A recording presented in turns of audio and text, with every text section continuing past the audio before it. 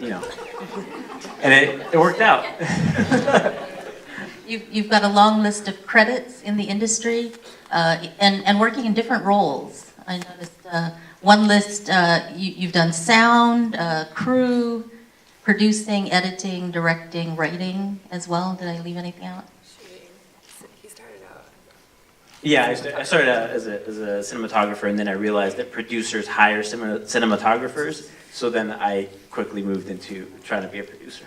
Okay, and you've got a long list of credits. I noticed in one website you said you're also excited about augmented reality and mobile platforms. Can you say a little bit more about that?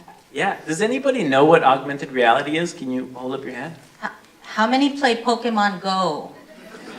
Oh, that's augmented reality. So I'm a bit conflicted with what I do, and I think we both are, in that we understand the power of film, but in doing what we do, we force people away from the environment into dark rooms to watch flickering lights and not have conversations with each other.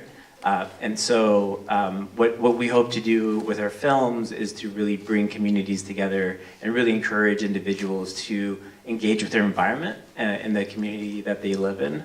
And so augmented reality and these other sort of more mobile platforms is a way for us to bridge this idea of storytelling, but in the physical world, you know.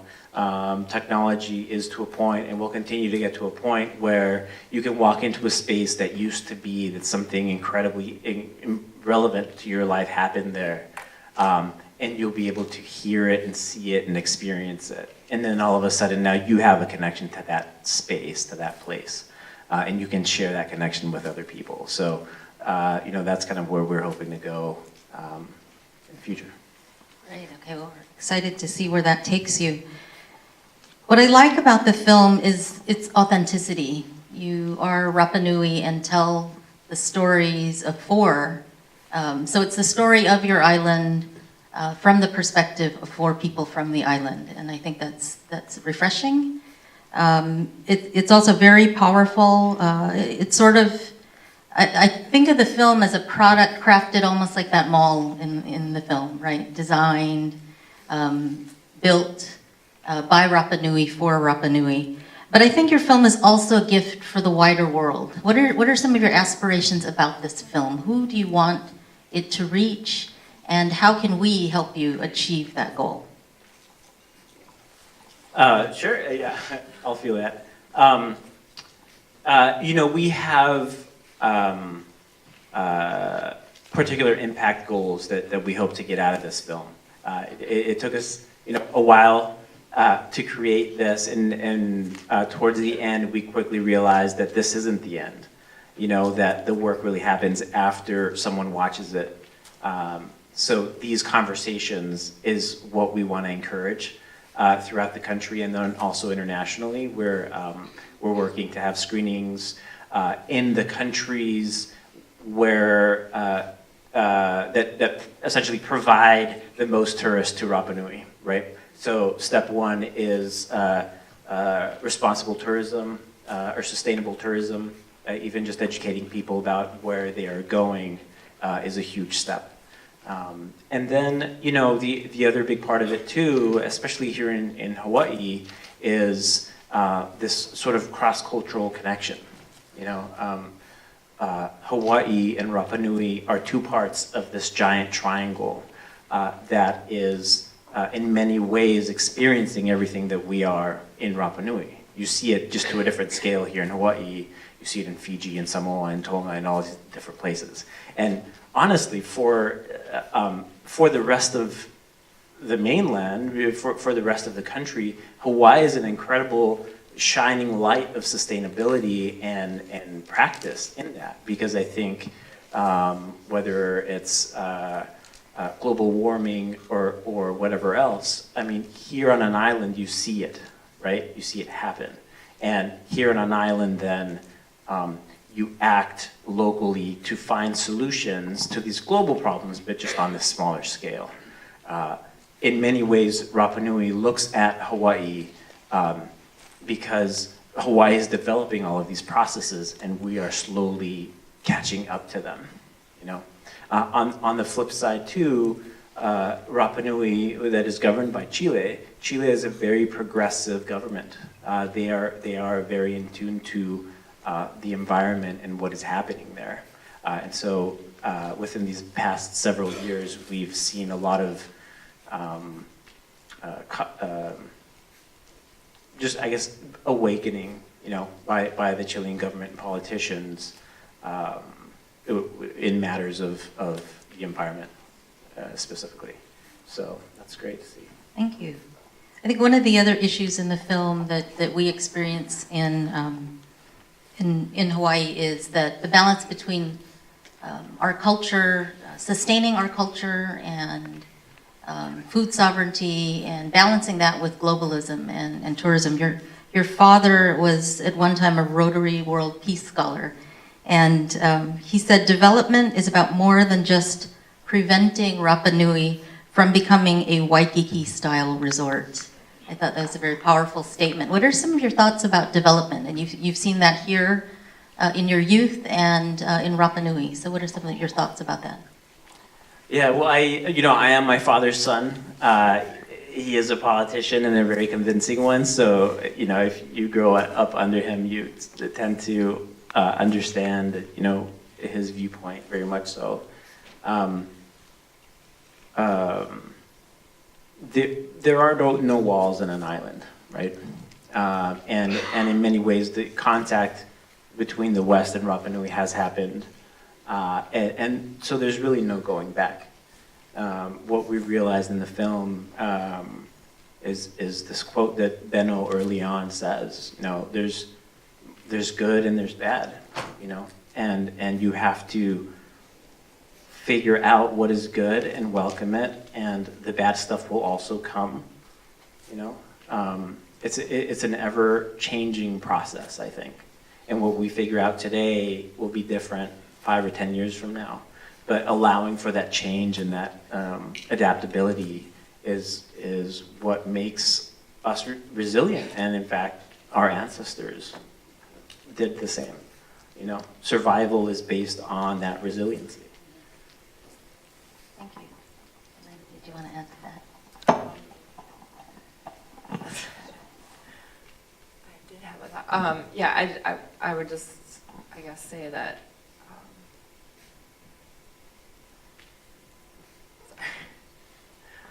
We're talking about development. Well, I think the biggest thing for me that I tried to make sure we really weave throughout the story is how complex development is everywhere, and that we don't really have the answers. And I don't think we really wanted to come out with the film saying, you know, it's good or it's bad, or coming out and saying it's bad flat out or it's good flat out, and making a statement like that. We wanted people we tried to kind of, I don't know if people caught it, but reveal throughout the film within each character different aspects of them that show that they're not just taking one side on the island, or there's parts of their life or their personality where they have to do things that might go counter to what they're advocating for on the islands, and that's just the reality of our modern world. And we have goals and dreams about how to try to make our planet more sustainable and things like that, but in our everyday lives we may not always achieve that every single day. And I think with the film we kind of wanted to show that's okay, but we also still need to keep working and keep doing something every day in our everyday lives, kind of how Enrique ends the film, to try to make change, to try to make a difference, and to try to find a way for our whole planet to be more sustainable. But it's okay to forgive ourselves as we try to make that work, because we're all in this together, and it's complicated, super complicated what we've created. I think you did a great job weaving all of their stories together and getting at all of those nuances. The questions of development and globalization are so complex, And I think you get to that. And what you also do in this film, which I really appreciate, is that there's a sense of agency. These are 4 people who are agents of change. And I think you show us that they are. They're empowered. They empower others within the community to sustain the environment, the language, the culture. And I want to, that leads me to a question about one of the primary characters, Gran Mujer, Mama Piru, who rejoined her ancestors on September 26th. So I'd like you to share a little bit more about her repatriation work, which she was doing up until the very end with a very significant repatriation in Aotearoa. And I'm sorry, do you mind sharing that? Yeah, absolutely. I mean, you see it in the film. Her heart, her heart was in 2 places. In this preservation of environment and this bringing back of what needed to bring back, what needed to be brought back. Towards the end of her life, she was part of a group that went to Aotearoa and brought back, I think it's 3 remains of ancestors that were in a museum there. It was the first repatriation of its kind that I remember, I think that the community ever remembers. And she and this group are now continuing that conversation. This group, this legacy that she has left us, really, is to continue this conversation. It is being done by members of the Rapa Nui community. Most importantly, a group called Ma'uhenua, which has also, in many ways, taken over the administration of the park, of the archaeological sites, which used to be administered by the Chilean government. It is now back in the hands of the Rapa Nui people. One gentleman who I think is in the audience today, the head of that organization, is currently in talks with the British Museum to bring back a very important statue that is there, which in fact you can see a replica of it at the Bishop Museum exhibit. But we were very much in shock when we got the news that Mama Piru passed. It was towards the end of our film. We were days from picture logging, and it was like 2 o'clock in the morning in our basement, as these things always turn out to be. And I got this message from the island, from Enrique, and I think not only us, but like the entire island was in shock. She lit the spark that continues to burn today on the island. And she has motivated many of us in our generation to realize that, like, she was just one person, and her mana, what she exuded, was that of 100, 1,000 people. The power of one person is that, So to watch her up here on the big screen is surreal.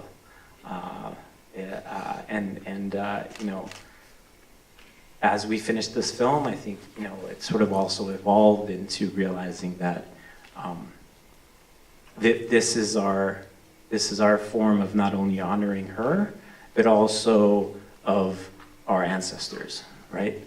Our moai are the living faces of our ancestors, so that we remember them. And I kind of realize now that film and this type of storytelling is how we honor them and remember them. she is literally living here with us, which is an amazing thing just to share with all of you.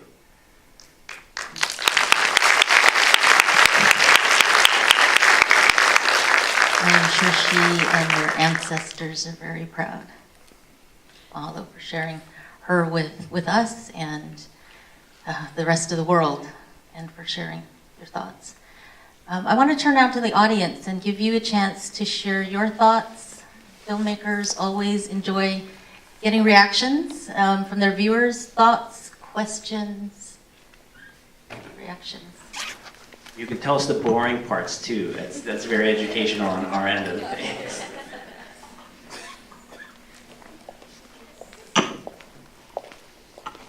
Over here.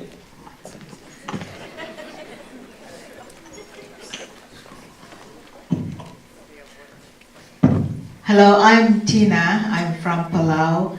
I know I've read a lot of work by your father.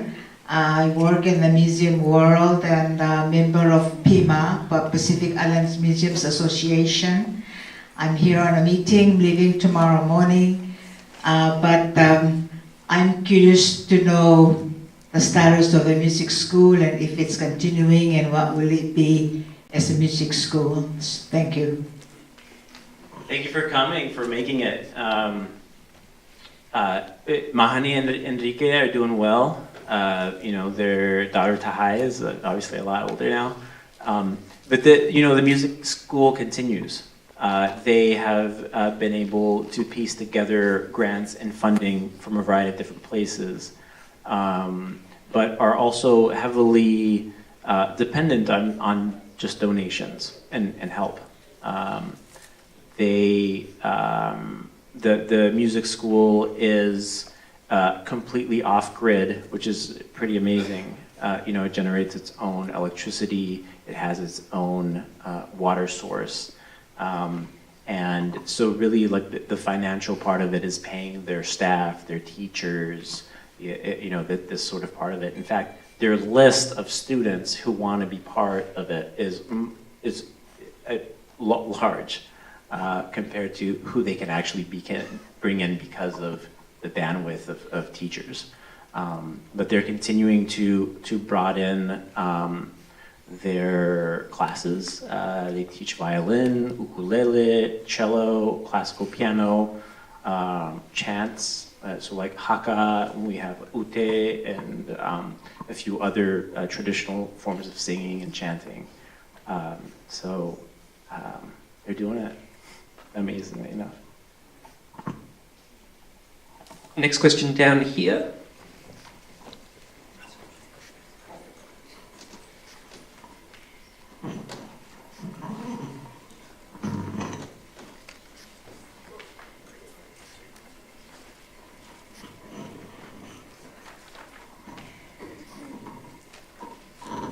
I don't know if this is going to me, but there are two things I wanted to comment on. One is the tremendous number of Kickstarter people that you have that helped you produce this film. And the other was, I noticed kind of the dismissal by the nonprofit organizations of the Rapa Nui music school. And, you didn't make a big thing of it, but in our government today, in our country, that's one of the things that the charitable contributions are going to be doing, because, our government services are ending.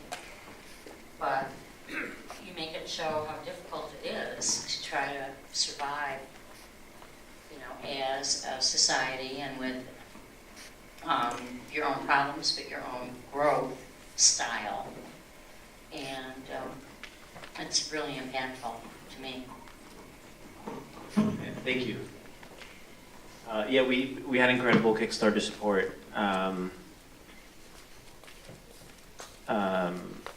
It kind of blew us away, because we had obviously friends and family, but then also people that we hadn't heard from or ever met. And in this era of Kickstarter and Indiegogo is really interesting, especially for us, because I think it's a way of, I think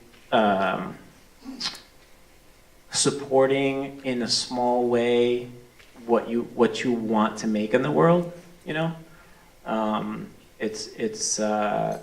It's similar to what Mahani and Enrique are doing with their school. Any little bit helps, right? And in many ways, like it just kind of reminds me of that meme. Sorry, this is a big tangent. I'm on sort of mainland time, so.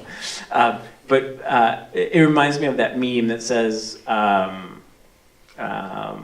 get this wrong, but it's like, it's only one straw says 8 million people in the world, right? So if I'm drinking something, it's just one straw. Yeah, it's okay. You say that enough times, and it becomes a trash problem. So I'll stop there. Got time for a couple more, so one over here. First, I would like to say that it is a great thing to have Native people make films. As a Rapanui, for you, I think it's amazing that you use filmmaking as a beautiful platform to educate people, and that the film itself wasn't, you can tell it didn't have an agenda for tourism, though tourism was brought up a lot, but it was simply to just show where Rapa Nui is at now. My question is, how did you pick the 4 perspectives? And if you would add another, what would it be? You want to answer that one? It's kind of hard.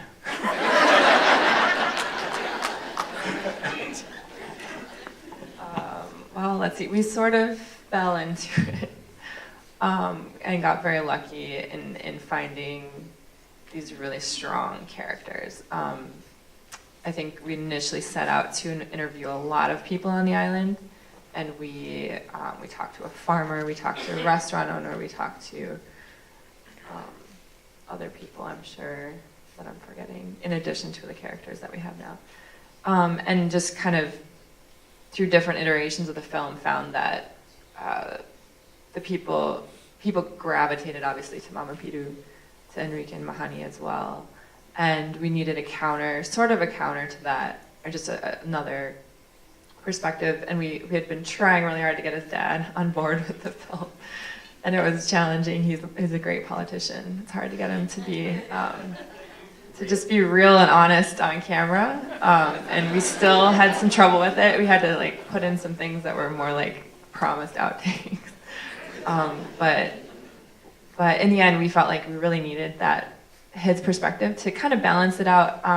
Not that he's counter to the other characters, but he just has a very unique perspective. And he is one of the first islanders to be educated in the way that he was outside of the island for his university education in the US, not just in Chile. And so he really started really young with a very different perspective than most of the other islanders, and that has made him very unique on the island.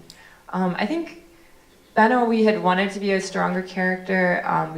We weren't able to get the content with him. He was the tour guide in the very beginning, and so I think having somebody more engaged in the tourism industry would have been where we would have gone if we could have added one more character. That's my perspective. No, I agree. Yeah. Perfect. We have time for one more question. Aloha. First of all, I want to say that this was a very powerful film for me. I am a Kanaka Maoli, I'm a Native Hawaiian, and I, as a child, can remember what Waikiki was like, and it's not like it is today. And so I hope that the rest of my Polynesian brothers and sisters, I mean, I know Ratumara Kamasese, Fiji, once said that we don't want Fiji to be another Waikiki. And so you have all this opportunity, at Rapa Nui. I think that everybody should see this, all the the Polynesians and the world. You have a big message, and like our Hokulea did the Malamahonua worldwide voyage, bringing attention to planet Earth. Let's take care of our planet and our oceans and so forth. But as a Hawaiian language teacher, I'd like to ask you about, in Rapa Nui, do all of the students speak their native language as well as Spanish? And I see English. So are all the children multilingual? They are more so now than they were in my generation. My generation, as you can see with Mahani, it was, I'm not really sure why it happened, but I find a lot of people in my generation who the language favored is that Spanish or that English because it is what you use to fight in the world, right? But as you said in the film, that, everything begins with your language. Your culture is dependent on the language. And it's true. And as a Hawaiian, I'm just ecstatic to know that now Duolingo is offering Hawaiian. That's awesome. And we are the only state in the country that has 2 official languages, English and Hawaiian. And we are making great progress in that. And having taught at Kamehameha for many years, I'm really happy what Kamehameha is doing in their, their curriculum and in their, and I met your dad, and I met him at Kamehameha, and I met lots of people from Rapa Nui, so I'm just so happy that you kind of followed in his footsteps, and that you started the film with your child. And this is what you're offering him, and he will, go back to his ancestors and so forth. So congratulations. Ho'omaikai olua, and he mea maikai ki yoni mandaloa. Mahalo. That was a wonderful place to end it, and I think it would be great to give one final round of applause for this extraordinary film.